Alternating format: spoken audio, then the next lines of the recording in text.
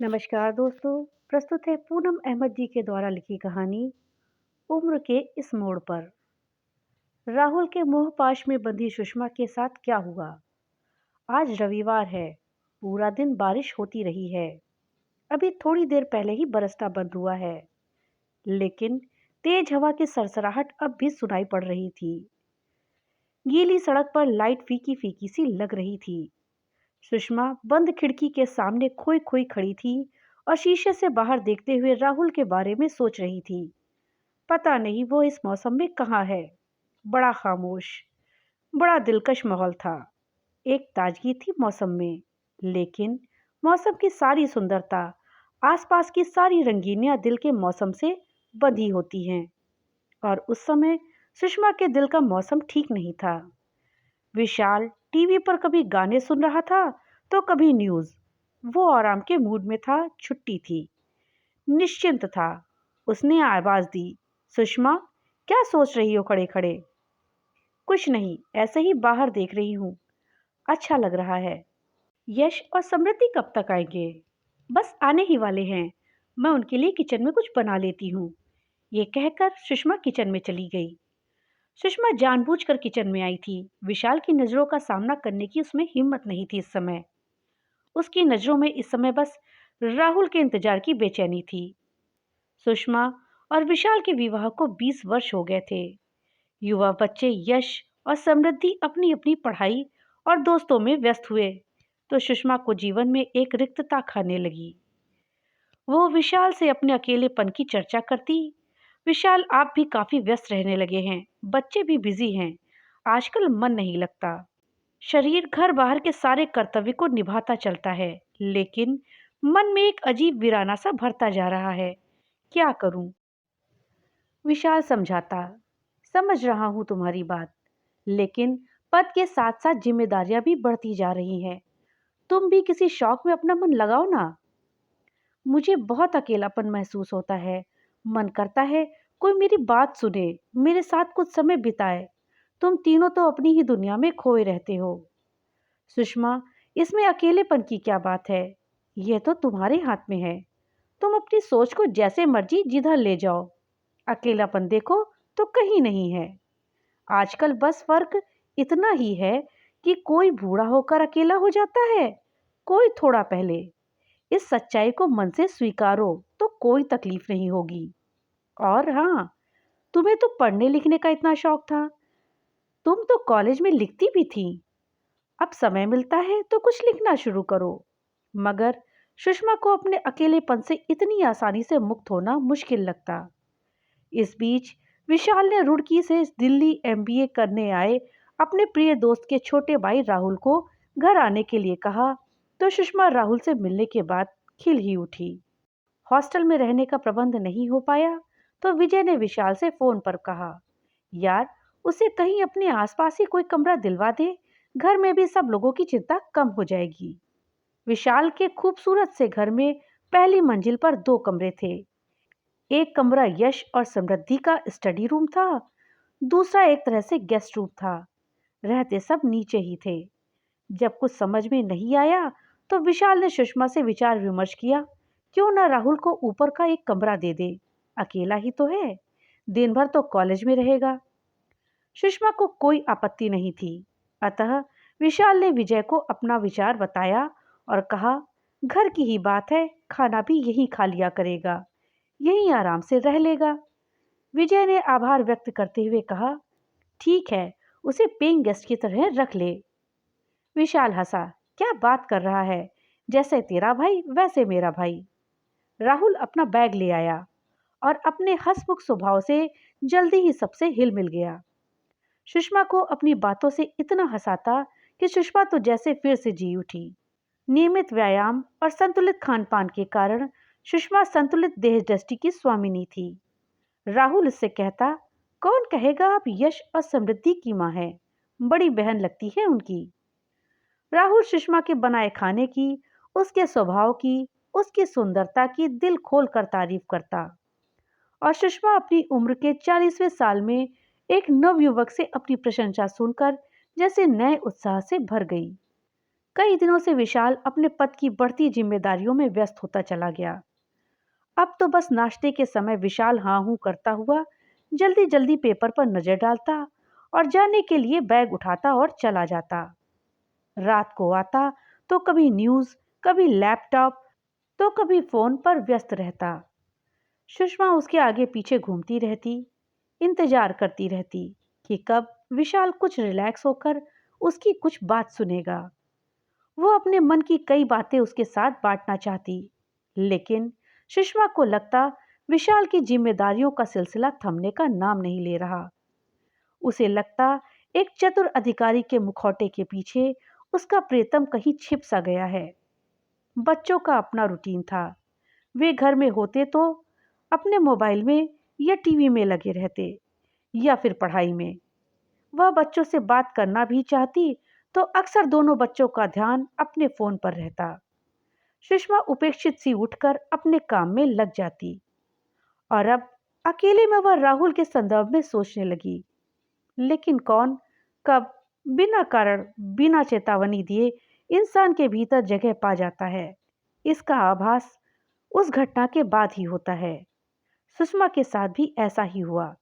राहुल आया तो दिन ब दिन विशाल और बच्चों की बढ़ती व्यस्तता से मन के एक खाली कोने के भर जाने की सी आहट हुई।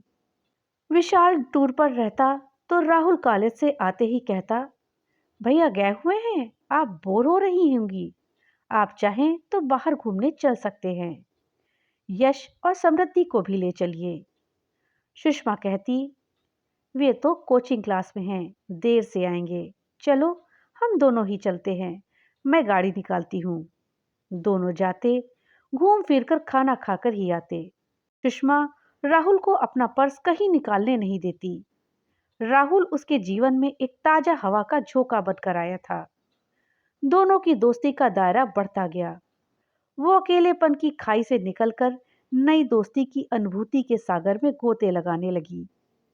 अपनी उम्र को भूलकर किशोरियों की तरह दोगुने उत्साह के साथ हर काम करने लगी। राहुल की हर बात, हर अदा उसे अच्छी लगती। कई दिनों से अकेलेपन के एहसास से चाहे अनचाहे अपने भीतर का खाली कोना गहराई से महसूस करती आ रही थी। अब उस जगह को राहुल के साथ में भर दिया था। कोई भी काम करती, राहुल का ध्यान आता रहता, उसका इंतजार रहता। वह लाख दिल को समझाती कि अब और किसी और का ख्याल गुनाह है, लेकिन दिल क्या बातें समझ लेता है? नहीं, यह तो सिर्फ अपना ही जबान समझता है, अपनी ही बोली जानता है। उसमें जो समा जाए वो जरा मुश्किल से ही निकलता है। अब तो ना चाहते हुए भी विशाल के साथ अतरंग पलों में वह राहुल की चहकती आवाज से घिरने लगी। मन का दो दिशाओं में पूरे वेग से खींचना उसे तोड़ जाता। मन में उथल पुथल होने लगी। वो सोचती, ये बैठे बैठाए कौन सा रोग लगा बैठी है। यह किशोरियों जैसी बेचैनी, हर आहट पर चौंकना। कभी वह शीशे के सामने खड़ी होकर अपनी मनोदशा पर खुद ही हंस पड़ती। अचानक एक दिन राहुल कॉलेज से मुंह लटकाए आया। सुषमा ने खाने के लिए पूछा तो उसने मना कर दिया। वो चुपचाप ड्राइंग रूम में ही गुमसुम बैठा रहा। सुषमा ने बार बार पूछा तो उसने बताया, आज कॉलेज में मेरा मोबाइल खो गया है। यहाँ आते समय विजय भैया ने इतना महंगा मोबाइल लेकर दिया था। भैया अब बहुत गुस्सा होंगे। सुषमा चुपचाप सुनती रही, कुछ नहीं बोली। लेकिन अगले ही दिन उसने अपनी जमा पूंजी से लगभग 15,000 रुपए निकालकर राहुल के हाथ पर जबरदस्ती रख दिए। राहुल मना करने लगा, लेकिन सुषमा के जोर देने पर रुपए रख लिए। कुछ महीने और बीत गए। विशाल भी फुर्सत मिलते ही राहुल के हालचाल पूछता। वैसे उसके पास समय ही नहीं रहता था। सुषमा पर घर गृहस्थी पूरी तरह से सौंपकर अपने काम में लगा रहता था। सुषमा मन ही मन पूरी तरह राहुल की दोस्ती के रंग में डूबी हुई थी। पहले उसे विशाल में एक दोस्त नजर आता था, अब उसे विशाल में एक दोस्त की झलक भी नहीं दिखती। यह क्या उसकी गलती थी? विशाल को अब उसकी कोमल भावनाएं छू कर भी नहीं जाती थीं। राहुल में उसे एक दोस्त नजर आता था। वो उसकी बातों में रुचि लेता था, उसके शौक में ध्यान रखता था, उसकी पसंद नापसंद पर चर्चा करता। उसे बस एक दोस्त की ही तो तलाश थी। वह उसे राहुल के रूप में मिल गया है। उसे और कुछ नहीं चाहिए। एक दिन विशाल टूर पर गया था। यश और समृद्धि किसी बर्थडे पार्टी में गए थे। अंधेरा हो चला था। राहुल भी अभी तक नहीं आया। सुषमा लॉन में टहल रही थी। राहुल आया, नीचे सर किए हुए मुंह लटकाए ऊपर अपने कमरे में चला गया। सुषमा को देखकर भी नहीं रुका तो सुषमा को उसकी फिक्र हुई। वह उसके पीछे पीछे ऊपर गई।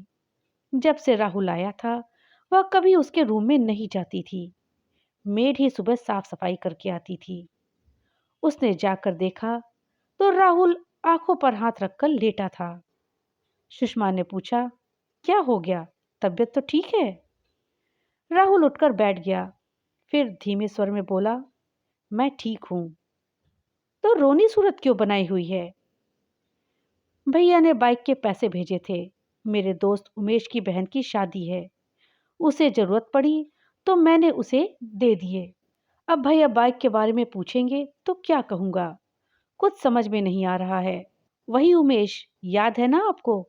एक बार यहाँ आया था और मैंने उसे आपसे भी मिलवाया था। हाँ हाँ, याद आया। सुषमा को वो लड़का याद आ गया जो उसे पहली नजर में ही कुछ जचा नहीं था। बोली, अब क्या करोगे?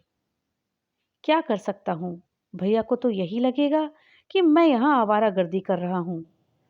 वे तो यही कहेंगे ये सब छोड़कर वापस आ जाओ, यहीं पढ़ो। राहुल के जाने का ख्याल ही सुषमा को सिहरा गया। फिर वही अकेलापन होगा, वही बोरियत होगी। अतः बोली, मैं तुम्हें रुपए दे दूंगी। अरे नहीं नहीं, ये कोई छोटी रकम नहीं है। कोई बात नहीं, मेरे पास बच्चों की कोचिंग की फीस रखी हुई है, मैं तुम्हें दे दूंगी। लेकिन मैं ये रुपए आपको जल्दी ही लौटा दूंगा। हाँ हाँ ठीक है, मुझसे कल रुपए ले लेना। अब नीचे आकर खाना खा लो। सुषमा नीचे आ गई, अपनी अलमारी खोली। सामने ही रुपए रखे थे। सोचा, अभी राहुल को दे आती हूँ। उसे ज्यादा जरूरत है इस समय। बेचारा कितना दुखी हो रहा है। अभी जाकर पकड़ा देती हूँ, खुश हो जाएगा। वह रुपए लेकर वापस ऊपर गई। राहुल के कमरे के दरवाजे के बाहर ही उसके कदम ठिठक गए। वो फोन पर किसी से धीरे धीरे बात कर रहा था। ना चाहते हुए भी सुषमा ने कान लगाकर उसकी आवाज की तरफ ध्यान लगाया। वो कह रहा था, यार उमेश, मोबाइल और बाइक का इंतजाम तो हो गया। सोच रहा हूं अब क्या मांगूंगा। अमीर औरतों से दोस्ती करने का यही तो फायदा होता है। उन्हें अपनी बोरियत दूर करने के लिए तो कोई चाहिए होता है, और मेरे जैसे लड़कों को अपना शौक पूरा करने के लिए कोई चाहिए। मुझे तो यह भी लगता है कि थोड़ी सब्र से काम लूंगा तो वो मेरे साथ सो भी जाएगी। बेवकूफ तो है ही, सब कुछ होते हुए भी भटकती घूमती है। मुझे क्या, मेरा तो फायदा ही है उसकी बेवकूफी में। सुषमा भारी कदमों से नीचे आकर कटे पेड़ सी बेड पर पड़ गई। लगा, कभी कभी इंसान को परखने में मात खा जाती है नजरें। ऐसे जैसे कोई पारखी जौहरी कांच को हीरा समझ बैठे। तीखी कचोट के साथ उसे स्वयं पर भी शर्म आई। इतने दिनों से वह राहुल जैसे चालाक इंसान के लिए बेचैन रहती थी। सही कह रहा था राहुल, वही बेवकूफी कर रही थी। अकेलेपन के एहसास से उसके कदम जिस राह पर बढ़ चले थे, अगर कभी विशाल और उसके बच्चों को उसके मन की थाह मिल जाती तो क्या इज्जत रह जाती उसकी उनकी नजरों में। तभी विशाल की आवाज कानों में गूंजी, अकेलेपन से हमेशा दुखी रहने और नियति को कोसने से तो अच्छा है कि हम चीजों को उसी रूप में स्वीकार कर लें जैसी वे हैं। तुम ऐसा करोगी तभी खुलकर सांस ले पाओगी। इस बात का ध्यान आते ही सुषमा को कुछ शांति सी मिली।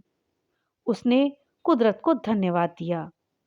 उम्र के इस मोड़ पर अभी इतनी देर नहीं हुई थी कि वो स्थिति को संभाल ना सके।